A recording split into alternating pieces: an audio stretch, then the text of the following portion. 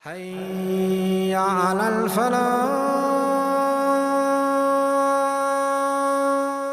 These 30 days, we deny ourselves a lot of things. Our body, as I mentioned before, our body, my throat, my stomach, right? They have needs. And I've trained myself for 30 days to deny even what I physically need. Some of you, man, you guys work at an office, you're like, man, I need my coffee. I don't know how I'm going to function without my coffee. I need a break. Some of you are addicted to cigarettes. I'm not about to pass a fatwa. But you need your cigarette break. Some of you are constantly chewing gum. Some of you are, whatever, you have a chocolate problem. Whatever your issue is. You know, I have a chocolate milk problem. But whatever your issue is, you need to go back and snack at it, and you can't function if you don't have it. And for 30 days you functioned just fine. You did it. In other words, you proved to yourself that none of the addictions you might have, none of the things you think you can't do without, you can actually do without them. And only because you're obeying Allah.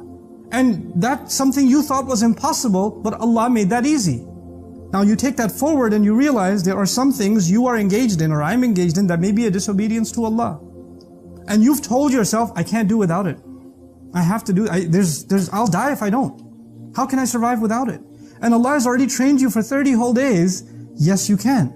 You can actually live without it. You can obey me and I will make things easy for you, just as I did in Ramadan. That's the lesson. That's the first lesson that He's giving us, that outside of this month, you know, Shaytan's about to come out of jail.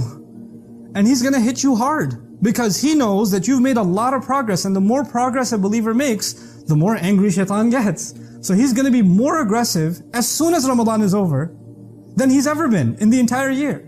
Later on, when he's done his attacks and you've gotten used to him again and you're back into his way of things, then he takes it easy. He's got other victims to worry about. But right after Ramadan, he's waiting, and he's perched up, ready to go and to ruin whatever progress you've made and I've made.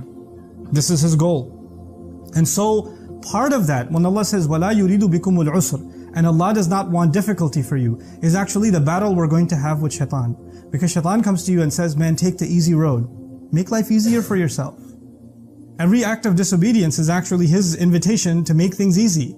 And he's trying to convince us that obeying Allah makes things harder.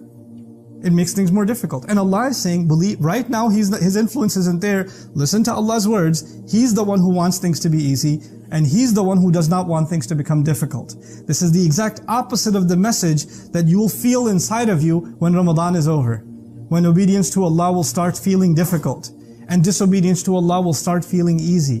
يُرِيدُ اللَّهُ بِكُمُ الْيُسْرَ وَلَا يُرِيدُ بِكُمُ الْعُسْرَ. Then Allah says, وَلِتُكْمِلُوا الْعِدَّةِ. And one of the goals of this month is that you should complete the month. Complete the count.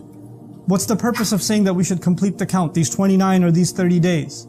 You see, in any training, some of you are training as athletes. Some of you have training at work. People have police training, fire department training, medical training. All kinds of training exist in life. And in any training, it's inconvenient. You have to get accustomed to a tough schedule. You have to wake up early in the morning. You have to do things that are more and more difficult. And as your training goes on, things get heavier and heavier. But you know what's happening as you're training, and especially as you're consistently training, you know, if you're physically training, your body's changing. Your stamina is changing. Your ability to get up is changing. Your ability to last longer is changing. Your ability to withstand more difficulty is changing.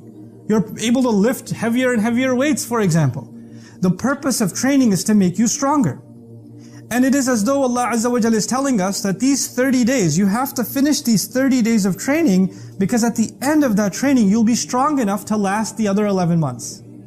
You need these 30 days to give you the spiritual strength, the muscle, that you can stand against what's coming for almost an entire year. And then you have to revisit and retrain yourself again, and that'll be the next Ramadan.